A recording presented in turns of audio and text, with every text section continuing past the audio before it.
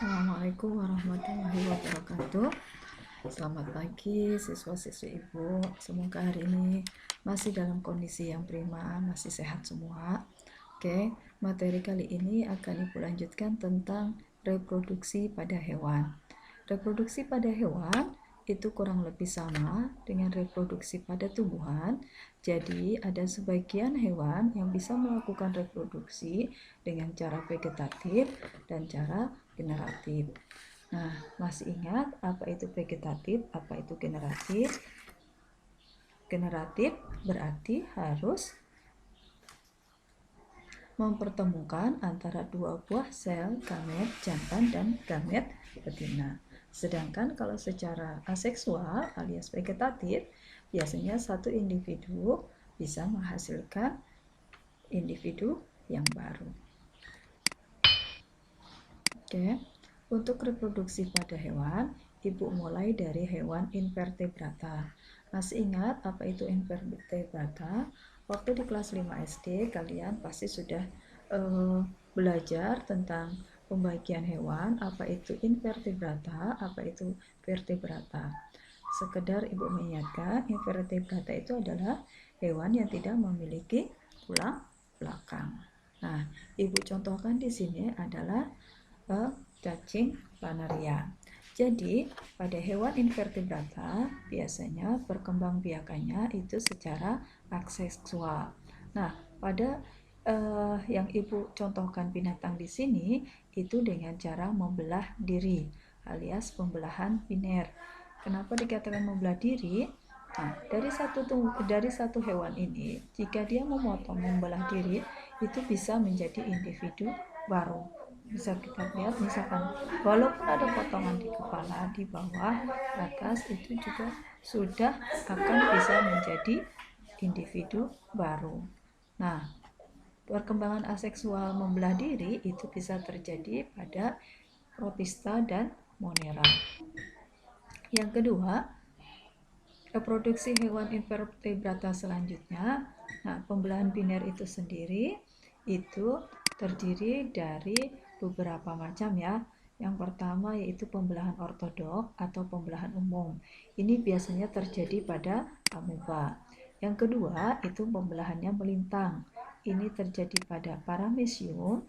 Dan ketiga, pembelahan membujur itu terjadi pada Euglena. Kalau pembelahannya miring itu terjadi pada Dinoflagellata. Kalau secara strobilasi, jadi ada sebagian tubuh yang lepas dan bisa menjadi individu baru, itu bisa terjadi pada cacing pita atau Tania spesies. Nah, perkembangan reproduksi hewan invertebrata yang kedua itu dengan cara fragmentasi alias pemisahan diri dari satu koloni yang bisa menjadi membuat satu koloni baru.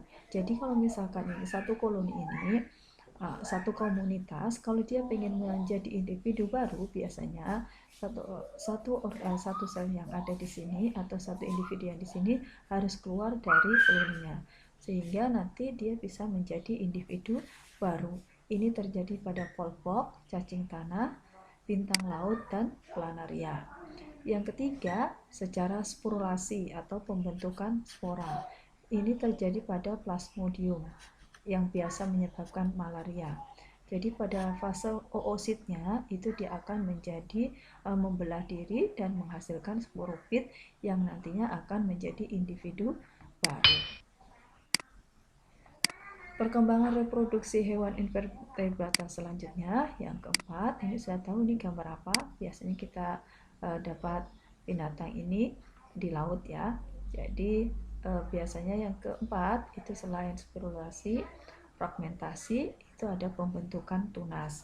Jadi pembentukan tunas itu tidak hanya terjadi pada tumbuhan. Pembentukan tunas itu juga terjadi pada hewan. Misalnya pada hidra dan porifera. Nah, seperti ini tunas-tunas akan terbentuk, nanti akan menjadi individu baru. Selanjutnya adalah regenerasi. Regenerasi adalah sebagian tubuh terpisah dan selanjutnya bagian itu tadi bisa menjadi individu baru. Kalau ini tadi bertunas, kalau ini tadi regenerasi. Dari potongan-potongan ini nanti akan bisa menjadi individu baru. Reproduksi hewan invertebrata selanjutnya itu terjadi secara seksual. Jadi sudah mempertemukan dua buah sel gamet jantan dan gamet betina. Nah, pada reproduksi seksual biasanya tidak selalu terjadi pembuahan ya. Ini bisa terjadi pada serangga. Nah, invertebrata ini dapat dibedakan menjadi dua, jadi tanpa pembuahan yang nanti hasilnya disebut sebagai peristiwa parthenogenesis. Jadi ada sel telur yang tanpa dibuahi tapi bisa menjadi individu baru. Kalau terjadi pada lebah, ini lebah jantan dan semut jantan. Dia hanya bisa menjadi individu baru walaupun tanpa pembuahan.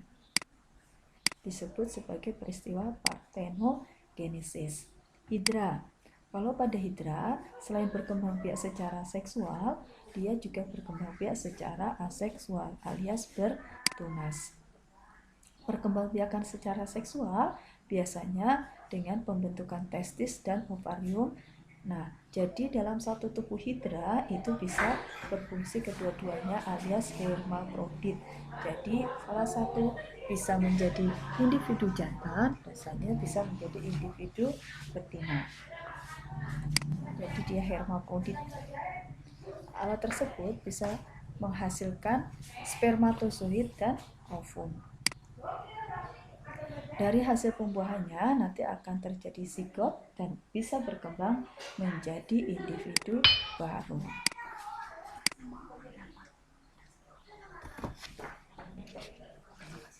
Reproduksi invertebrata selanjutnya ini Ibu contohkan adalah cacing pita. Dari gambar Ibu ini adalah bentuk Taenia solium yang sudah menyerang dinding lambung. Jadi kalau sudah ada di dinding lambung, dia berkembang biaknya sangat cepat sekali. Cacing pita itu terdiri dari segmen-segmen. Jadi kalau kalian memegang cacing itu pas ada ruas-ruasnya ya, itu yang disebut sebagai proglotid. Nah, proglotid itu nanti segmen-segmen itu nanti yang bisa menghasilkan ovum dan bisa menghasilkan testis. Karena cacing itu termasuk hewan yang hermafrodit. Jadi bisa berperan sebagai pejantan, bisa juga berperan sebagai betina. Nah, bila sel telur dan sel spermanya sudah masak, di dalam pembuahan terjadi di dalam proglotidnya, di ruas-ruasnya itu, dan dia akan menghasilkan zigot, menghasilkan individu baru. Makanya perkembangbiakan cacing itu sangat cepat.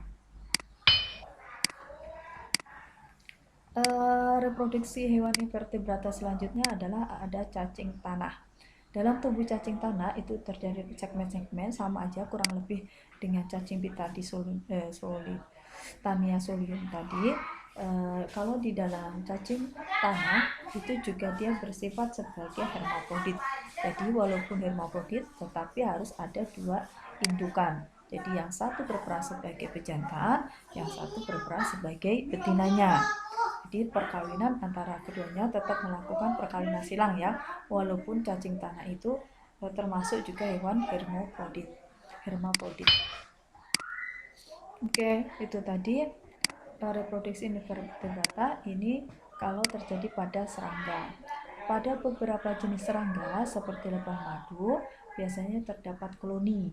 Jadi terdiri atas ratu yang fertil, pejantan yang fertil, dan dia akan mati setelah melakukan perkawinan, dan pekerja yang mandul alias steril.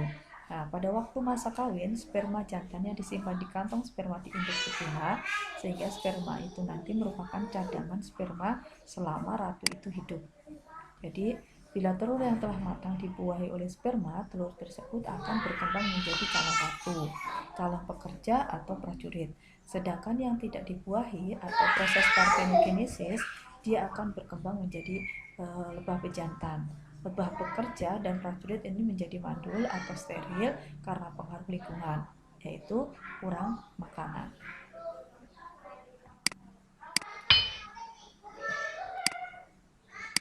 Nah, itu tadi beberapa perkembangbiakan hewan secara invertebrata.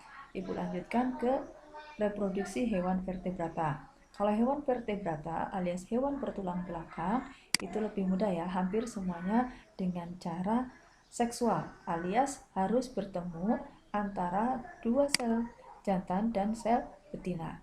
Nah, pembuahan vertebrata itu biasanya dibedakan menjadi dua, di luar tubuh dan di dalam tubuh, atau biasa disebut sebagai fertilisasi eksternal dan fertilisasi internal. Kalau di luar tubuh itu biasanya terjadi pada ikan dan katak. Kalau yang di dalam itu banyak ya. Kalau fertilisasi internal banyak. Ragam. Nanti ada dari lima kingdom itu nanti kita bisa contohkan satu persatu.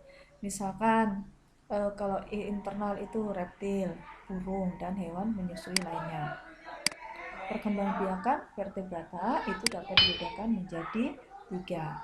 Yang pertama, secara ovipar. Apa itu ovipar? Ovipar alias bertelur. Jadi hewan yang bertelur, dia embrionya berkembang di dalam telur dan mempunyai sumber makanan dari cadangan yang ada di dalam telur. Jadi hewan-hewan ini contohnya termasuk dalam golongan aves, terus pisces dan amfibi, dan ada sebagian juga reptilia.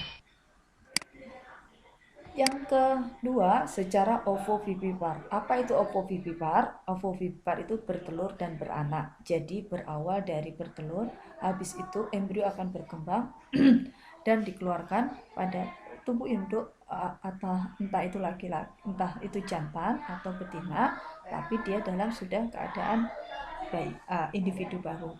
Jadi embrio itu tetap tumbuh di dalam telur, tetapi tetap berada di dalam telur induk. Nah, pada saat menetas dan keluar, itu nanti baru dilahirkan. Makanya dia dikatakan sebagai ovovivipar, bertelur dan beranak. Ini terjadi pada ikan hiu, kadal, dan beberapa ular. Yang ketiga, itu secara vivipar alias beranak. Hampir semua hewan berkaki empat itu beranak ya. Jadi hewan yang melahirkan anaknya. Contohnya yang sudah ada di gambar ibu ini adalah domba. Jadi hampir semua hewan berkaki empat itu kurang lebih sama, makanya dikatakan sebagai mamalia alias menyusui.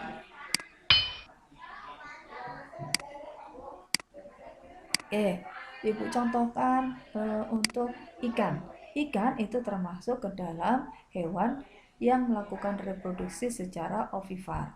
Jadi ikan tidak mempunyai organ perkawinan. Pembuahannya biasanya terjadi di luar tubuh. Jadi di dalam air.